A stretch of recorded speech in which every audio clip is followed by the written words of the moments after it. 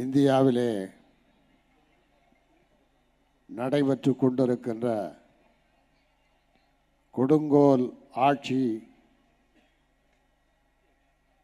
நடத்தி கொண்டிருக்கின்ற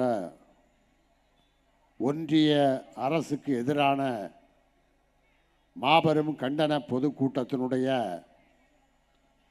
தலைமை பொறுப்பை ஏற்று மிக சிறப்பாக தங்களுடைய கருத்துக்களை எடுத்து வைத்து அமர்ந்திருக்கின்ற சென்னை மேற்கு மாவட்ட கழகத்தினுடைய செயலாளர் அருமை தம்பி நே சிற்றரசு அவர்களே, வரவேற்புரை நிகழ்த்தியிருக்கின்ற அண்ணாநகர் வடக்கு பகுதி செயலாளர் அன்பு சகோதரர் பரமசிவம் அவர்களே,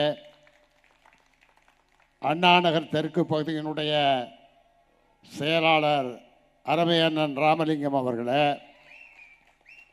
முன்னிலை பொறுப்பை ஏற்றிருக்கின்ற து விக்டர் அவர்களே, ஆர்.என். துரை அவர்களே, வி.எஸ். கலை அவர்களே, ஆ. சங்கீதா அவர்களே, ஜே.எஸ். அகஸ்டின் பாபு அவர்களே, ஐ. கென்னடி அவர்களே, கார்த்திக் மோகன் அவர்களே, எனக்கு முன்னால் மிக சிறப்பாக தன்னுடைய கருத்துக்களை எல்லாம் எடுத்து வைத்து அமர்ந்திருக்கின்ற தலைமை கழகத்தினுடைய பேச்சாளர் அன்பு சகோதரி தஞ்சை கலைமணி பாரதி அவர்களே,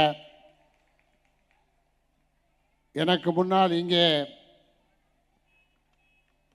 தன்னுடைய கருத்துக்களை ஆணித்தரமாக எடுத்து வைத்து ஒன்றிய அரசனுடைய அவல நிலையை எடுத்து வைத்து அமர்ந்திருக்கின்ற கழக மருத்துவர் அணி செயலாளர் அருமை தம்பி மருத்துவர் சட்டமன்ற உறுப்பினர் நா. எழிலன் அவர்களே, இந்த மேடையிலே நீங்களும் பேச வேண்டும் என்று நாங்கள் வற்புறுத்திய போது நேரம் சரியாக இருக்கிறது, அடுத்த கூட்டத்தில் நான் பேசுகிறேன் என்று சொல்லி அமர்ந்திருக்கின்ற தலைமை செயற்குழு உறுப்பினர் சட்டமன்ற உறுப்பினர் என்னுடைய அருமை நண்பர் எம்.கே. மோகன் அவர்களே, பகுதி செயலாளர்கள் ஏஆர்பிஎம் காமராஜ் அவர்களே, மாப்பா அன்புதுரை அவர்களே, எஸ். மதன் மோகன் அவர்களே, வினோத் வேலாயுதம் அவர்களே, மற்றும் இங்கே மாவட்ட கழகத்தினுடைய செயலாளர் தம்பி சிற்றரசு ஒவ்வொருவருடைய பொறுப்பையும் சொல்லி அவர்களுடைய பெயரையும் சொல்லி அவர்களை சகோதர பாசத்தோடு இங்கே நன்றி தெரிவித்த மாநில நிர்வாகிகள் மற்றும் தலைமை செயற்குழு பொதுக்குழு உறுப்பினர்களே, மாவட்ட அணிகளுடைய அமைப்பாளர்களே, அண்ணாநகர் வட்டக்கழக செயலாளர்களே, ஆயிரம் விளக்கு வட்டக்கழக செயலாளர்களே, சேப்பாக்கம் திருவல்லிக்கேணி வட்டக்கழக செயலாளர்களே, அண்ணாநகர் வடக்கு தெற்கு பகுதி கழக நிர்வாகிகளே, மாவட்ட பிரதிநிதிகளே, மாமன்ற உறுப்பினர்களே, நன்றியுரை நிகழ்த்தியிருக்கின்ற 102வது ஆவட்ட கழக செயலாளர் எம்.ஜி. ரவிக்குமார் அவர்களே, 102வது வட்டக்கழக செயலாளர் பி. சந்திரசேகர் அவர்களே, மாமன்ற உறுப்பினர் கே. ராணி ரவிச்சந்திரன் அவர்களே, அன்பு பெரியோர்களே, அருமை தாய்மார்களே, உங்கள் அனைவருக்கும் என்னுடைய இனிய வணக்கத்தை தெரிவித்துக் கொள்கின்றேன்.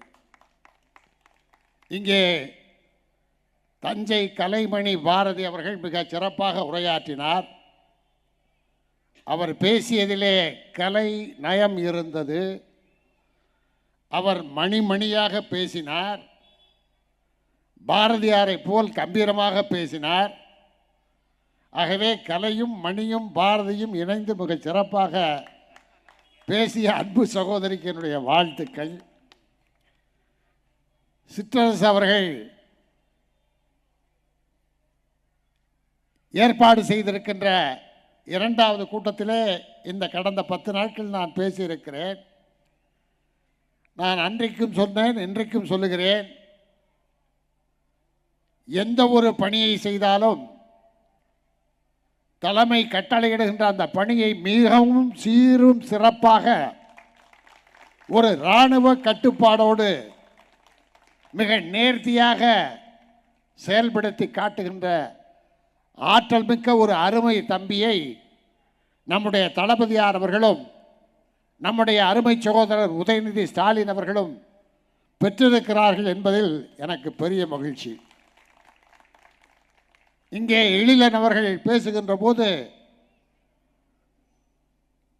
மும்முனை போராட்டம் போல மும்முனை ஆர்ப்பாட்டம் இப்போது நடைபெற்று கொண்டிருக்கிறது என்பதை எடுத்து வைத்தார்கள். அதிலே ஒன்று நிதி பற்றாக்குறை. நிதியை பற்றி ஒன்றிய அரசு தமிழ்நாட்டை பொறுத்தவரையில் கண்டுகொள்வதே இல்லை என்று.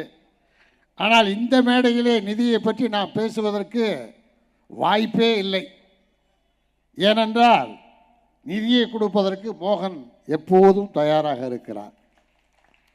அதை பெற்று அதை அருமையாக செயல்படுத்தி அதை இந்த இயக்கத்திற்காக, கழகத்திற்காக, தளபதியருக்காக, உதயநிதி ஸ்டாலின் அவர்களுக்காக, இந்த இயக்கம் மென்மேலும் வளர்வதற்காக சிற்றரசு அவர்கள் இங்கே குறிப்பிட்டாரே அத்தனை நிர்வாகிகளோடும் சேர்ந்து அருமையாக பணியாற்றி கொண்டிருக்கின்றார் என்பது ஒரு திமுக தொண்டன் என்கின்ற முறையில் எனக்கு பெரிய மகிழ்ச்சியை கொடுக்கிறது. இங்கே மேடையிலே பேசுகின்ற பொழுது தம்பி சிற்றரசு சொன்னார், எத்தனையோ நடிகர்கள் வந்தார்கள், போனார்கள், பதவிகளை பெற்றார்கள், இருந்தார்கள், வாழ்த்தினார்கள், பிறகு வெளியே போய் ஏசினார்கள். அன்றிலிருந்து இன்று வரை இங்கேயே இருக்கின்றார் வாகை சந்திரசேகர் என்று நானும் எண்ணி பார்த்தேன். தலை நிறைய சுருள் சுருளாக முடியிருந்த காலம், கருப்பாக கரு கரு என்று தலை நிறைய முடி. இப்போதுதான் எல்லா நடிகர்களும் தாடி வைத்து நடித்து கொண்டிருக்கிறார்கள். நீங்கள் ஒரு படத்தை பார்த்தால் கதாநாயகன்லேருந்து வர்ற எல்லாரும் தாடி வச்சு தான் இருக்காங்க. ஆனால் ஒரு 50 ஆண்டுகளுக்கு முன்னால் திரைப்படத்தில் முதலாக தாடி வைத்து நடித்த ஒரே கதாநாயகன் நான் தான். அந்த தாடியை எடுக்க வச்சது முத்தமிழர் கலைஞர் தான். தூக்கு மேடையில் பகத்சிங்கா நடிக்கும்போது, பகத்சிங் தாடி கிடையாது, அதனால் நீ இனிமேல் தாடி வைக்கக்கூடாது, தாடி வச்சு எடுக்கிற சீன்லாம் எடுத்துருவோம், கடைசியாக பகத்சிங் சீனை வச்சுக்குவோம் அப்படின்னு சொல்லி பகத்சிங்காக தாடியை மட்டும் எடுத்துகிட்டு மீசை வச்சு நடித்தேன். 50 ஆண்டு காலம். இந்த 50 ஆண்டு காலத்தில் இங்கே தமிழ்நாடு முழுக்க எத்தனையோ தேர்தல்கள், 5-6 சட்டமன்ற தேர்தல்கள், பல நாடாளுமன்ற தேர்தல்கள், எத்தனையோ போராட்டங்கள், எல்லாவற்றிலும் கலந்து கொண்டு நான் பேசியிருக்கிறேன். பல கூட்டங்களை சந்தித்திருக்கிறேன், பார்த்திருக்கிறேன். எனக்கு என்ன பெருமை என்றால், எனக்கு முகவரியை என் தாயும் தந்தையும் கொடுத்தாலும் அந்த ஏரியாவில் நான் வாழ்ந்த ஊரிலே என்னை தெரிந்தவர்கள், அறிமுகமானவர்கள், உறவினர்கள் இருக்கலாம்.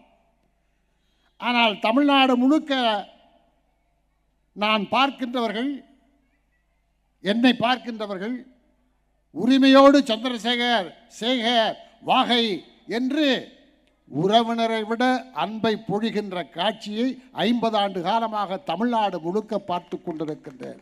அதற்கு காரணம் என்ன? திமுகவினுடைய தொண்டன். இந்த திமுக தான் எனக்கு இந்த அடையாளத்தை கொடுத்திருக்கிறது. அந்த திமுக காரன் என்கின்ற பெருமையில் தான் மதுரை மாவட்டத்திலே எங்கோ ஒரு குக்கிராமத்திலே பிறந்த, விவசாய குடும்பத்திலே பிறந்த இந்த சந்திரசேகர், சாதாரண சந்திரசேகர் இன்றைக்கு திமுக தொண்டனாக அண்ணா நகரில் நின்று கம்பீரமாக பேசுகிறேன் என்றால் அதற்கு எனக்கு கொடுத்தவர்கள், முகவரி கொடுத்தவர்கள் தந்தை பெரியார், பேரறிஞர் அண்ணா, முத்தமிழறிஞர் கலைஞர், தளபதி மு.க. ஸ்டாலின் அவர்கள். அதுதான் நம்முடைய அடையாளம். அந்த அடையாளத்தையே எடுக்க வேண்டும், தகர்க்க வேண்டும், நொறுக்க வேண்டும் என்று திட்டம் போட்டு கொண்டிருக்கிறார்கள்.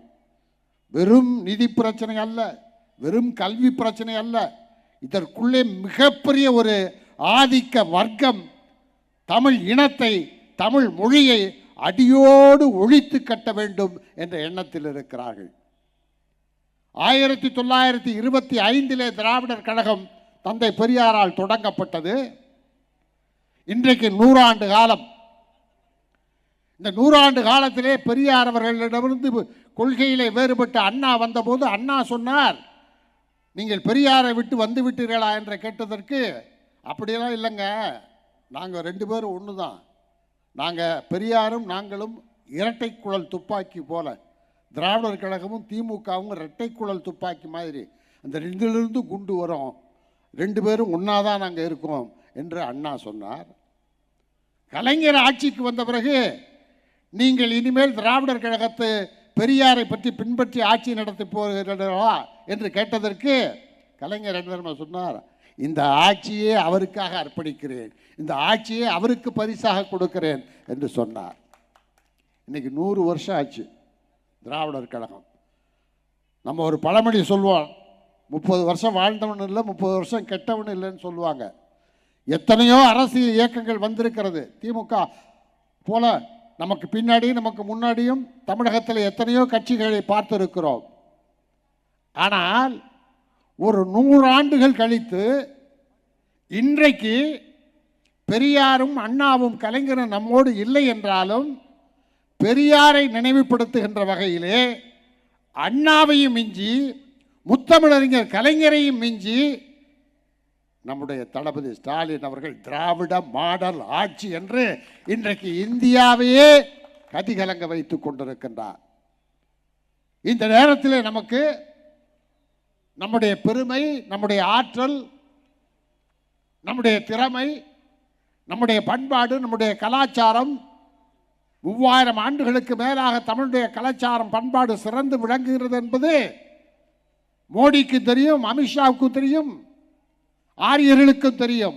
ஆனாலும் தமிழனை வளரவிடக்கூடாது, தமிழ் மொழியை வளரவிடக்கூடாது, தமிழனுடைய பண்பாடு அழிக்கப்பட வேண்டும், தமிழனுடைய கலாச்சாரம் அழிக்கப்பட வேண்டும் என்பதுதான் அவர்களுடைய குறிக்கோள்.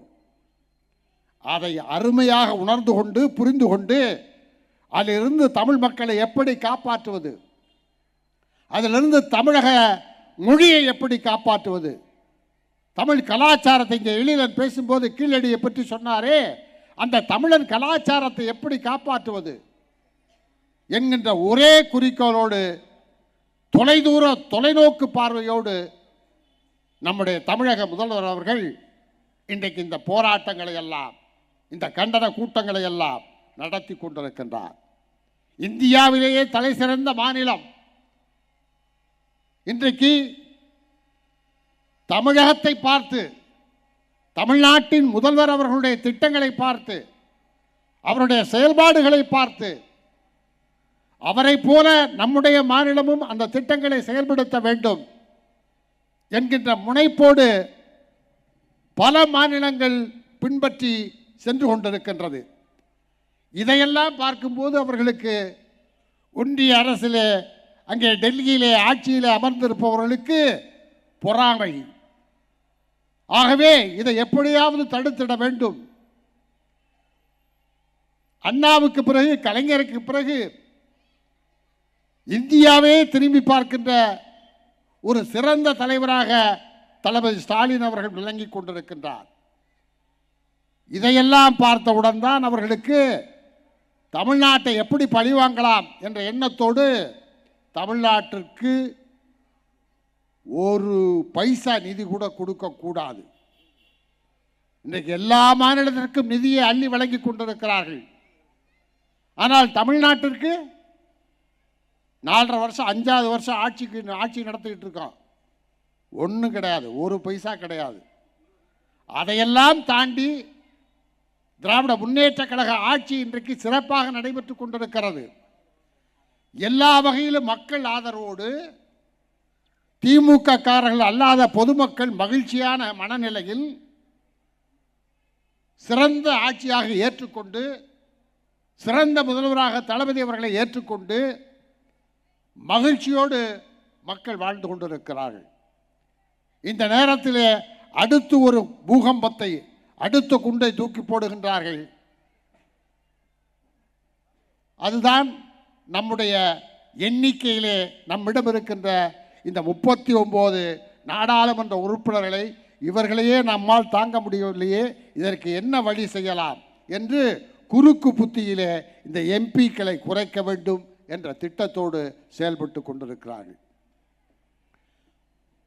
1970 இந்தியாவிலே மக்கள் தொகையை கட்டுப்படுத்துவதற்கு எந்த மாநிலமும் பெரிதாக முன்னெடுக்கவில்லை.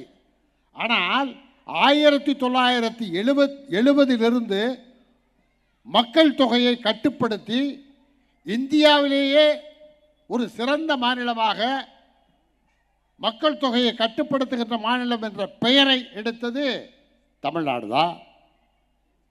543 தொகுதிகள் தொடர்ந்தால், இந்தியாவில் 543 நாடாளுமன்ற தொகுதிகள் தொடர்ந்தால், தொகுதி சீரமைப்பில் நமக்கு 8 சீட்டு இழக்க நேரிடும். 8 எம்பிக்களை இழக்க நேரிடும். அதே நேரம் 848 எம்பி என்று உயர்த்தப்பட்டால் நமக்கு கூடுதலாக கிடைக்க வேண்டியது 22 இடங்கள். ஆனால் தற்போதைய மக்கள் தொகையினுடைய மறுசீரமைப்பு படி பார்த்தால் 12 தொகுதிகளை இழக்க நேரிடும். எந்த அரசு சொல்லிச்சோ மக்களை கட்டுப்படுத்தணும், மக்கள் தொகையை கட்டுப்படுத்தணும், அதையே நம்ம செஞ்சாலும் அதையே காரணம் காட்டி நமக்கு 12 தொகுதிகளை இழப்பதற்கான ஒரு சூழல் இப்போது இருக்கிறது. இதையெல்லாம் பார்க்க வேண்டும். ஆனால் அமித்ஷா சொல்லுகிறார், என்ன சொல்லுகிறார்? ஒரு தொகுதி கூட தமிழ்நாட்டில் குறையாது, நாடாளுமன்ற தொகுதி ஒன்று கூட குறையாது. யார்? அமித்ஷா. நீ என்ன சொல்லுவ, நீ எப்படி சொல்லுவ, அதை எப்படியெல்லாம் மாற்றி மாற்றி பேசுவ என்பதையெல்லாம் நாங்கள் ஏற்கனவே பார்த்து இருக்கிறோம். அதனால் உன் பேச்சை நாங்கள் நம்புவதற்கு தயாராக இல்லை. அதே போல கல்வியை பற்றி, மாணவர்களை பற்றி இங்கே பேசியவர்கள் எடுத்து சொன்னார்கள். தம்பி எழிலன் எடுத்து சொன்னார். புதிய கல்விக் கொள்கை, மும்மொழி கொள்கை மற்ற மாநிலமெல்லாம் ஏற்றுக்க போது நீங்கள் ஏன் ஏற்றுக்க மாட்டேங்கிறீங்க என்று கேட்கிறார்கள். மற்ற மாநிலத்தில் மும்மொழி கொள்கைன்னா எங்கே? அவன் இந்தியை தவிர வேறு எதுவுமே படிக்கிறது கிடையாது. எத்தனை மாநிலத்தில் ஆங்கிலம் தெரிந்திருக்கிறார்கள். நம்ம இருமொழி கொள்கையில் தமிழ்நாட்டை எடுத்துக்கிட்டிங்கன்னா இன்றைக்கி தமிழ்நாட்டில் தான் இந்தியாவில் இருக்க எல்லா மாநிலத்தை விட IAS IPS அதிகாரிகள் படித்தவர்கள் அதிகமாக இருக்கிற மாநிலம் தென் தமிழகம் எடுத்துக்கொண்டால் தமிழ்நாடு, கேரளா தானே. அது அவனுக்கு பொறுக்கலை. ஆனால் மற்ற மாநிலங்கள் ஹிந்தியை தவிர வேறு மொழியை எதுவுமே அவங்க படிக்கலையே. ஹிந்தி படித்தால்தான் நன்மை என்று சொல்லுகிறார்கள். ஹிந்தி படிச்சுக்கணுங்க.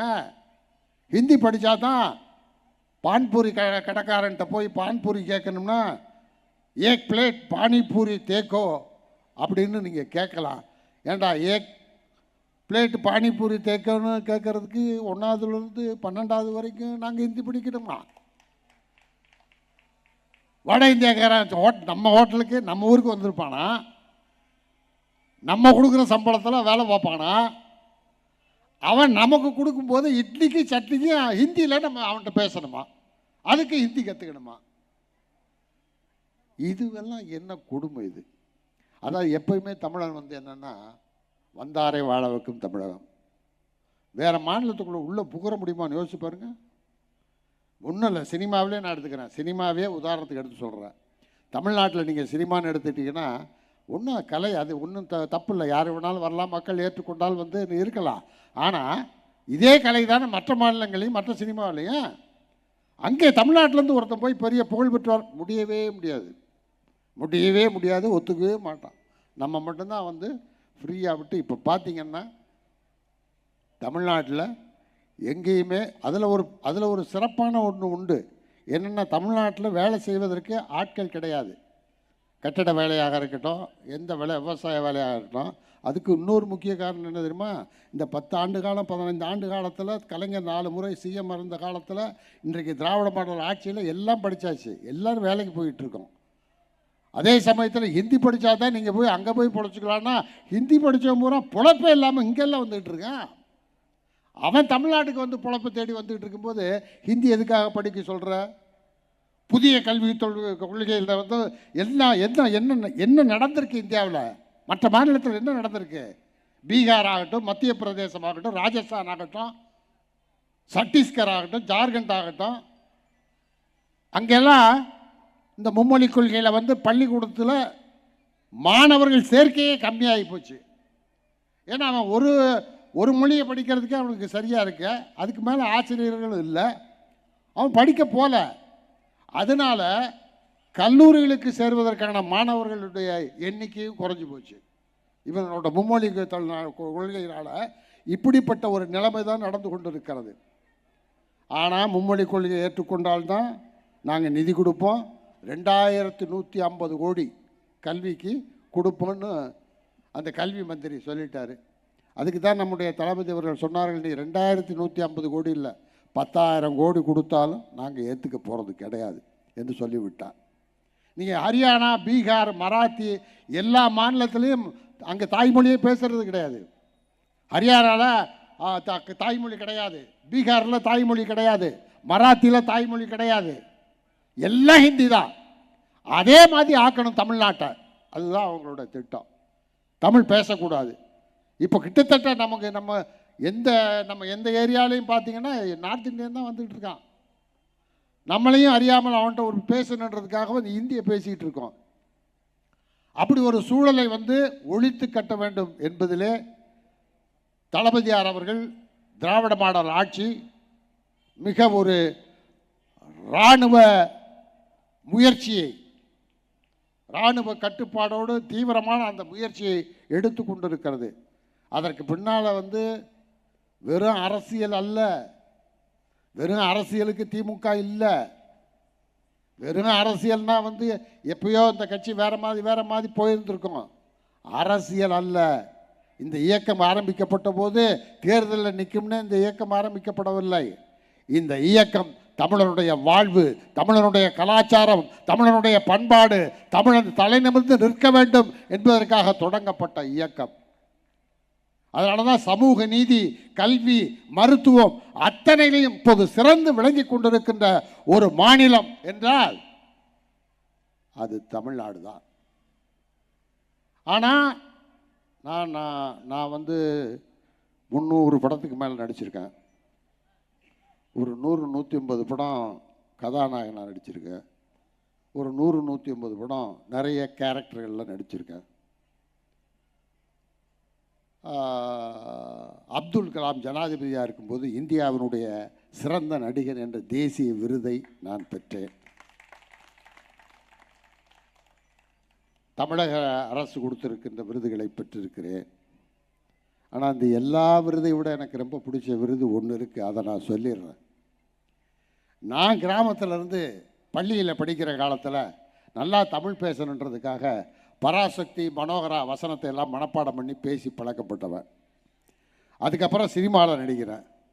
சினிமாவில் நடிக்கும்போது, சினிமாவில் நடிக்கிறதுக்கு முன்னாடியே எங்கள் ஊரில் எப்போயாவது தேர்தல் பிரச்சாரத்துக்கு தலைவர் வருவார், கலைஞர் வருவார். கட்டுக்கடங்காத கூட்டத்தில் அவரை பார்க்கணுன்னு போராடி பார்ப்பேன், பக்கத்தில் பார்க்க முடியாது. அப்போ வந்து இப்படியெல்லாம் விளக்கு இவ்வளவு இதெல்லாம் இருக்காது, அந்த குண்டு பல்பு தான் இருக்கும். போஸ்டரும் வந்து பார்க்க முடியாது, சின்ன போஸ்டர் தான் அடித்து விட்டுருப்பாங்க, குழாய் தான் இருக்கும். தூரத்தில் அந்த குழாய்கிட்ட நின்றுக்கிட்டு அவருடைய குரலை மட்டும் கேட்பேன். அப்படித்தான் பார்த்துருக்கேன் நான். தேர்தலுக்கு வந்த நேரம் கையில் புத்தக பையோடு திருத்துன்னு அவருக்கு பின்னாடியே ஓடுறது, திறந்த ஜீப்பில் கையாட்டிக்கிட்டு வருவார். அப்படி பார்த்தேன். பிறகு சினிமா நடிகரானேன். சினிமா நடிகரான பிறகு சண்முகநாதன், கலைஞருடைய நேர்முக உதவியாளர் சண்முகநாதன் அண்ணன் எனக்கு ஃபோன் பண்ணி, தலைவர் உங்களை பார்க்கணுன்னு விருப்பப்படுறாரு. அது வரைக்கும் தெரியாது தலைவருக்கு நான் திமுக காரன்றது தெரியாது. ஏன்னா நான் ஒரு தொண்டன் திமுகவில், அவ்வளோதான். சினிமா நடிகனாக வந்த பிறகு என்னை பார்க்கணும் கூப்பிட்றாருன்னு எனக்கு ஒரே குஷி, சந்தோஷம். எந்த கூட்டத்தில், கட்டுக்கிடங்காத கூட்டத்தில் கடைசியில் நின்று முகத்தை பார்க்க முடியுமான்னு ஏங்கி தவிச்ச கலைஞர் கூப்பிட்றாரா? ஐயோ ஒன்றும் பிடிபடலை. ஃப்ரெண்ட்ஸ் எல்லாம் டே கலைஞரை பார்க்க போகிறேன். ஒரே டென்ஷனில் கோபாலபுரம் போகிறேன். அந்த படியில் ஏறி அப்படி போய் கதவை திறந்தா உட்காந்துருக்கார். அப்போல்லாம் மஞ்சள் துண்டு இல்லை, அப்போ வந்து வெள்ளை துண்டு போட்டு அந்த கிளாஸ் போட்டு இங்கே முடி கொஞ்சம் முடி இருக்குது, அந்த முடியை அழகாக வகுடெடுத்து இந்த பக்கம் கொஞ்சம் அந்த பக்கம் கொஞ்சம் போட்டு அப்படி உட்காந்து வாங்கினார். பக்கத்தில் போய் உட்காந்தோன்னே எனக்கு கையும் ஓடலை காலும் கூடலை. அப்பா இவர் தான் கலைஞரா? கலைஞர் கலைஞர். நான் என்னென்னா கலைஞரை நம்ம எப்படி பார்த்துருக்கோம் அப்படின்னா அவருடைய பேச்சைத்தானே கேட்டிருக்கோம். பக்கத்தில் போய் எப்படி பேசுவார் எனக்கு தெரியாது. அவர் இலக்கிய தமிழில் பேசுகிறத கேட்டிருக்கோம். என் உயிரிடும் மேலான அன்பு உடன்பிறப்பு தமிழர்களே, தமிழர்களே, நீங்கள் என்னை கடலிலே தூக்கி போட்டாலும் கட்டு மரமாகத்தான் மிதப்பேன், அதில் நீங்கள் ஏறி பயணம் செய்யலாம், கவிழ்ந்து விட மாட்டேன். இப்படி தானே கேட்டிருக்கோம். ஸோ அப்படி தான் பேச போகிறாரு. நான் போய் பக்கத்தில் உட்காந்தா நம்மளை மாதிரி சாதாரணமாக பேசினார். வாங்க சந்திரசேகர், உங்களோட படங்கள்லாம் பார்த்தேன், பாலைவன சோலை பார்த்தேன், சுமை பார்த்தேன், பட்டப்பறக்கட்டுப்பா. அதுவே எனக்கு ஒரு ஆச்சரியமாக இருக்குது. ஐயோ கலைஞர் இல்லைடா இப்படி ஜாலியாக பேசிகிட்டு இருக்காரு. அதனால் அவர் சொன்ன வார்த்தை, நடிகர் திலகம் சிவாஜிக்கு அப்புறம் லட்சிய நடிகர் எஸ்எஸ்ஆருக்கு அப்புறம் நல்ல தமிழ் பேசுகிற ஒரு தமிழ் நடிகன் தமிழ் சினிமா உலகத்திற்கு கிடைத்திருக்கிறார். எனக்கு அப்படியே இருந்தது.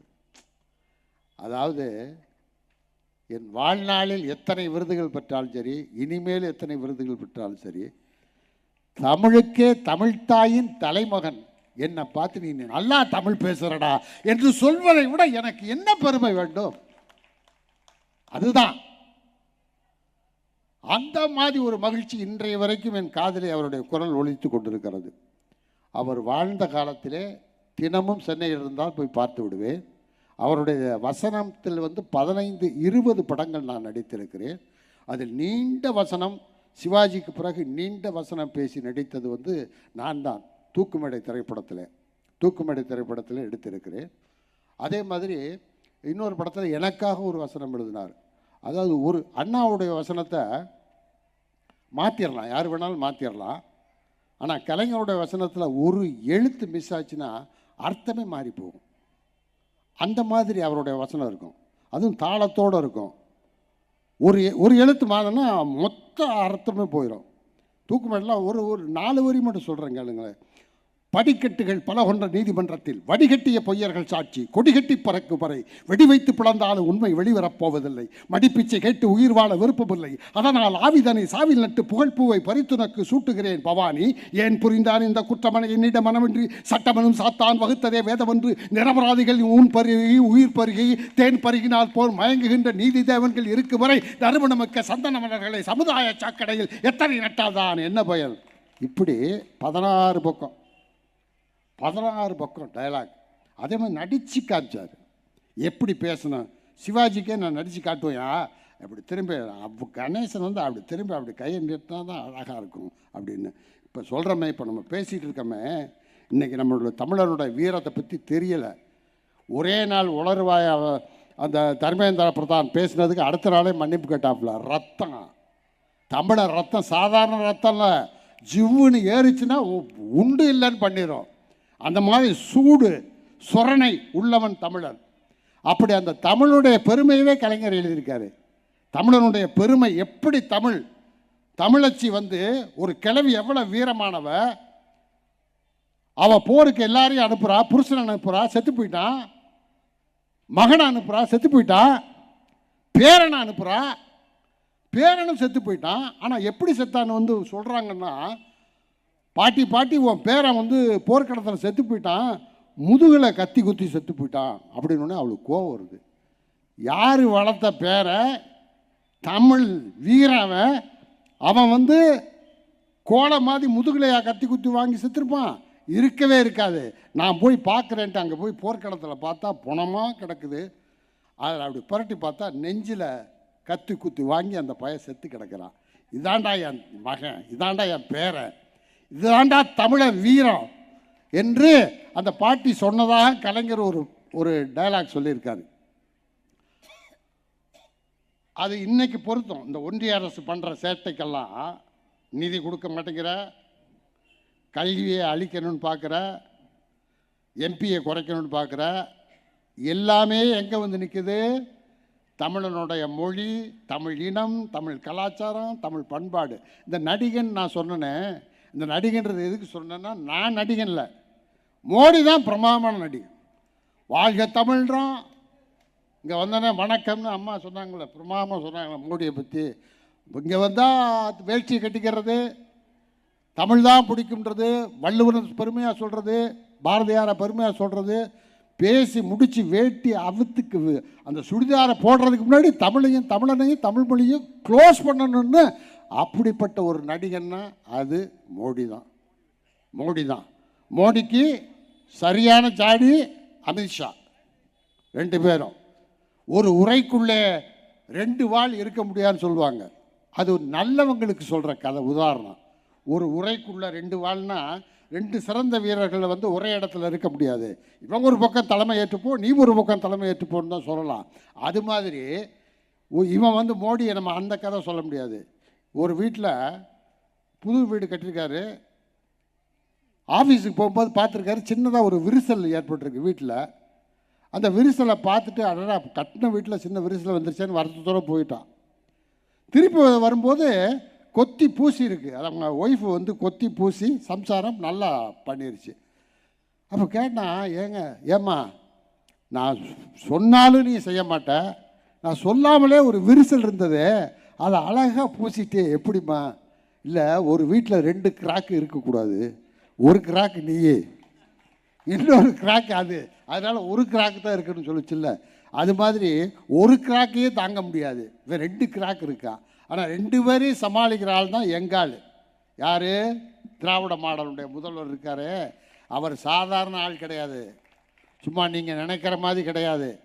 பெரியாருக்குன்னு ஒரு குணம் இருக்குது, அண்ணாவிற்குன்னு ஒரு குணம் இருக்குது, கலைஞருக்குன்னு ஒரு குணம் இருக்குது. பெரியார் ஆக்ரோஷமாக பேசிடுவார், கோபமாக பேசிடுவார், அப்புறம் மன்னிப்பு கூட கேட்பார். அண்ணா கோபத்தையே காட்ட மாட்டார், ரொம்ப ஆழமாக தீர்க்கமாக இருப்பார். கலைஞர் உணர்ச்சி பிளம்பாக இருப்பார், பட்டு மனசில் பட்டது சொல்லிடுவார், அணைச்சிக்குவார். இது 3 கேரக்டரு. இந்த 3 இப்போ நம்மகிட்ட இல்லை. பெரியார் இல்லை, அண்ணாவும் இல்லை, கலைஞர் இல்லை, நமக்கு யாருமே இல்லையே. அப்படின்றப்ப பெரியாராகவும் அண்ணாவாகவும் கலைஞராகவும் 3 முகத்தோட நமக்கு இருக்கிறவர் தான் நம்முடைய தளபதி ஸ்டாலின் அவர்கள். பெரியாருடைய குணமும் உண்டு, அண்ணாவினுடைய குணமும் உண்டு, கலைஞருடைய குணமும் உண்டு. அதனால் டெரர் தெரியாமல் விளாண்டுருக்காங்க. ஒன்றிய அரசில் இருக்க மோடி அமித்ஷாவும் யார்கிட்ட விளாட்ற தெரியாமல், நீ பெரியார்கிட்ட விளாட்லாம், அண்ணாட்ட விளாட்லாம், கலைஞர்கிட்ட விளாட்லாம், எங்கள் தளபதி மு.க. ஸ்டாலின் அவர்கிட்ட விளாட முடியாது. பார்க்குறதுக்கு சாஃப்டாக குழந்த மாதிரி இருக்கார் நினைக்காத, எப்போ அது சிங்க முகம் காட்டும்னு தெரியாது. அதனால் அது எங்களுக்கு தெரியும், நாங்கள் வந்து அவரோடே வாழ்ந்துட்டு இருக்கோம், அவர் பின்னாடியே போயிட்டுருக்கோம், எங்களுக்கு தெரியும், உனக்கு தெரியாது. ஆனால் தெரிய வைக்க போகிறாரு. அதற்கான வேலையெல்லாம் செஞ்சிட்ருக்கீங்க, அதை நீங்கள் அனுபவிக்க போகிறீங்க. அதற்கான வேலையும் தொடங்கியாச்சு. அதே மாதிரி தம்பி சிற்றரசு சொன்ன மாதிரி அண்ணா இறந்ததுக்கப்புறம் போச்சு அவ்வளோதான் திமுகன்னாங்க. டப்புன்னு 5வது தலைவராக இருந்தவர், நாவலர் யாராக இருந்தாங்க, வந்தார், கலைஞர் பொறுப்பேற்றார், தலைவராக இருந்தார். உலக வரலாற்றிலே ஒரு கட்சியை 50 ஆண்டு காலமாக தலைவர் பொறுப்பில் அந்த கட்சியை காப்பாற்றினவர் கலைஞர் அவர்கள். கலைஞருக்கு அப்புறம் யாருமே இல்லை, அவ்வளோதான். நாங்கள் கலைஞர் இருக்கும்போது எப்படியெல்லாம் வெற்றி பெற்றாரோ அதை விட பன்மடங்கு எம்பி தேர்தலையும், எலெக்ஷன் தேர்தலையும், எம்எல்ஏ தேர்தலையும், உள்ளாட்சி தேர்தலையும் வெற்றிகளை குவிச்சு நான் கலைஞரின் பிள்ளைதான், கலைஞரின் தொண்டன் தான் என்று நிரூபிச்சிருக்காரு. சரி, அதுக்கப்புறம் என்னன்னா இந்த ரெடியாக இருக்கார் தம்பி உதயநிதி ஸ்டாலின் அவர்கள் ரெடியாக இருக்கார். நாங்கள் நிறையா சினிமாக்காரனை பார்த்துட்டோம், எம்ஜிஆர்லேருந்து யாரோ பார்த்துட்டோம், வந்து போனவன், இருந்தவன், போனவன், வந்தவன் எல்லாரையும் பார்த்துட்டோம். நீ சீமான் என்ன, இப்போ வரப்போகிற விஜய் என்ன, யார் வேணாலும் வாங்க. விஜய், நீ வந்து தமிழ்நாட்டு முதலமைச்சர் ஆயிடலான்னு நினைக்காத. நாங்கள் வந்து இப்போ ஆட்சியை பிரமாதமாக நடத்தியிருக்கோம், முடிய போகுது இன்னும் 1 வருஷம். இது மட்டும் இல்லை, 2026 திராவிட முன்னேற்றக் கழக ஆட்சி தான். விஜய் நீ ஹீரோ. எங்களுக்கு 3 ஹீரோ இருக்காங்க, 100 ஆண்டு காலத்தில் 3 ஹீரோ. அது யார் தெரியுமா? திமுகவுக்கு அண்ணா ஒரு ஹீரோ, கலைஞர் ஒரு ஹீரோ, தளபதி ஸ்டாலின் ஒரு ஹீரோ, ரியல் ஹீரோ. நீங்களாம் சினிமா ஹீரோ, இவங்க வாழ்க்கையில் ஹீரோ. அதுக்கப்புறம் ஒரு ஹீரோ உதயநிதி ஸ்டாலின். ஹீரோ உன்னமா சினிமாலே ஹீரோ. நீ வரையில் புதுசாக அரசியலுக்கு அதிலையும் கதாநாயகன். மக்களால் தேர்ந்தெடுக்கப்பட்டு சட்டமன்ற உறுப்பினராகி மந்திரியாகி துணை முதல்வராகி இந்த நாட்டினுடைய முதலமைச்சராகவும் வரப்போகிறார். அதனால் எவனுமே எங்களை இன்னும் ஒரு 100 வருஷத்துக்கு ஒன்றும் செய்ய முடியாது. திராவிடர் கழகத்தையும் ஒன்றும் செய்ய முடியாது, திமுகவையும் ஒன்றும் செய்ய முடியாது. இன்னும் ஒரு 50 ஆண்டு காலத்துக்கு திமுக ஆட்சி தான். போங்கடா, என்ன வேணாலும் செய்யுங்கடா. அது எங்களுடைய தமிழனுடைய வீரம், தமிழச்சனுடைய வீரம். அதைத்தான் கலைஞர் எனக்கு வசனமாக சொன்னார். அந்த வசனத்தை நான் சொல்லிட்டு முடிக்கிறேன். அந்த வீரத்தை பற்றி சொன்னேன்ல, ஒரு பாட்டியோட மகன் போர்க்களத்துக்கு போனான்னு. கலைஞர் வசனத்தை கேளுங்க, புரியும். கவிதை நடையில் எழுதியிருப்பார். குடிசைதான் ஒரு புறத்தில் கூறிய வேல்வாள் வரிசையாய் அமைத்திருக்க, வையத்தை பிடிப்பதற்கும் வெம்பகை முடிப்பதற்கும் வடித்து வைத்த படைக்கலன் போல் மின்னும் மிளிரும். புலியின் குகையினிலே அழகில்லை புதுமை அல்ல, கிளியும் மெய்சிலிருப்பும் கீழறங்கும் தன்னையின் தலைகாட்டா.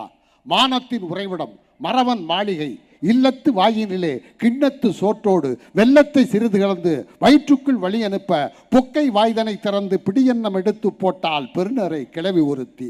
ஓடி வந்தான் ஒரு வீரன் ஒரு செய்தி பாட்டி என்றான். ஆடி வந்த சிறுமி போல் பெருமூச்சு வாங்குகிறாய் ஆண்மகனா நீ தம்பி, மூச்சுக்கு மூச்சு இடைவேளை ஏற்படட்டும் பின் பேச்சுக்கு துவக்கம் செய்யென்றால் அந்த கிண்டலுக்கு பேர்போட கிழட்டு தமிழச்சி. வேடிக்கை நேரம் இதுவல்ல பாட்டி, உன் வாடிக்கை கேலியை விட்டுவிடு, மடிந்தான் உன் மகன் களத்தில் என்றார். மனம் முடிந்து நிமிர்ந்தால் தாய்க்கிழவி அக்கணமே, தாய மாடுகையில் காய்களை வெட்டுவதுண்டு, களமும் அதுதான் காய மார்பிலா முதுகிலா என்றாள். முதுகிலே என்றான். கிழவி துடித்தனல் இதயம் வெடித்தனல் வாழை எடுத்தனல் முழவு ஒலித்த திக்கை நோக்கி முடுக்கினால் வேகம். கோழைக்கு பால் கொடுத்தேன் குப்புற வீழ்ந்து கிடக்கும் ஓழைக்கு பெயர் போர் வீரனாம். முன்பொரு நாள் பாய்ந்து வந்த ஈட்டிக்கு பதில் சொல்ல மார்பை காட்டி சாய்ந்து கிடந்தான் சாகாத என் கண்ணாளன். அவனுக்கு பிறந்தானா அடடா மானவெங்கே, குட்டிச்சுவருக்கும் கீழாக வீழ்ந்து விட்டான். இமய வரம்பிலே வீரம் சிரிக்கும், இங்கே வீணை நரம்பிலே இசை துடிக்கும், அதுவும் மானம் மானமென்றே முழக்கும். பாட்டாளுக்கு மண்டியிட்டு வாடுகின்ற மானமற்ற வம்சவாணி, ஏடா மரத்தமிழ் குடியிலே மாசு தூவி விட்டாய். மார்பு கொடுத்தேன் மடிமேல் வளர்த்தேன், தின்று கொளுத்து திமிர்வாய்ந்த தோள்களெங்கே தினமெடுக்கவில்லையோ. அந்தோ பகைவன் வேலுக்கு வழி சொல்ல வகையற்ற கோலையே, என் வீர பாலுக்கு வழி சொல்வாய் என்று கதறினாள் என்பதை நெருங்கி ஏழை கிழவி. சென்றங்கு செருமுறையில் சிதறி கிடந்த செந்தமிழ் காளைகளை புரட்டி பார்த்தாள். அங்கு நந்தமிழ்நாட்டை காக்க ஓடிட்டு ரத்த வெள்ளம் பிட குவியலிலே பெருமூச்சு வாங்க நடந்தாள். மன பந்தலிலும் அந்த மகிழ்ச்சி இல்லை. மகன் பிறந்தபோது மகிழ்ச்சிக்கு எல்லை உண்டு. அவன் இறந்து கிடந்தான் ஈட்டிக்கு மார்பு காட்டி. இதை கண்டால் இதயம் குளிர்ந்தால் இனி எதை கண்டாலும் கவலை இல்லை, என் மகன் வீரனாய் இறந்தான் என்றால். அறுத்தறிய இருந்தேன் அவன் குடித்த மார்பை, அடடா கருத்தறிய போய் சொன்ன கயவன் எங்கே, வாள் இங்கே, அவன் நாக்கெங்கே என்று வீரம் முழக்கமிட்டாளாம். அது மாதிரி தமிழனை, தமிழ் மொழியை, தமிழ் இனத்தை தரக்குறைவாக பேசுகின்ற மோடி அவர்களே, அமித்ஷா அவர்களே, எங்களுடைய தாத்தா எங்களுடைய கலைஞர் அவர்கள் தமிழ்நாட்டினுடைய வரலாற்றிலே புறநானூற்றிலே வீர தமிழர்களுடைய வரலாற்றை சொல்லியிருக்கிறார். இதுதான் எங்கள் வரலாறு. இதுக்கு மேலே எங்கள் திராவிட மாடல் தலைவர் முதல்வர் தலைவர் ஸ்டாலின் அவர்களும் உதயநிதி ஸ்டாலின் அவர்களும் உங்களை பார்த்துக் கொள்வார்கள். நாங்கள் வேடிக்கை பார்க்கிறோம். வாய்ப்புக்கு நன்றி, வணக்கம்.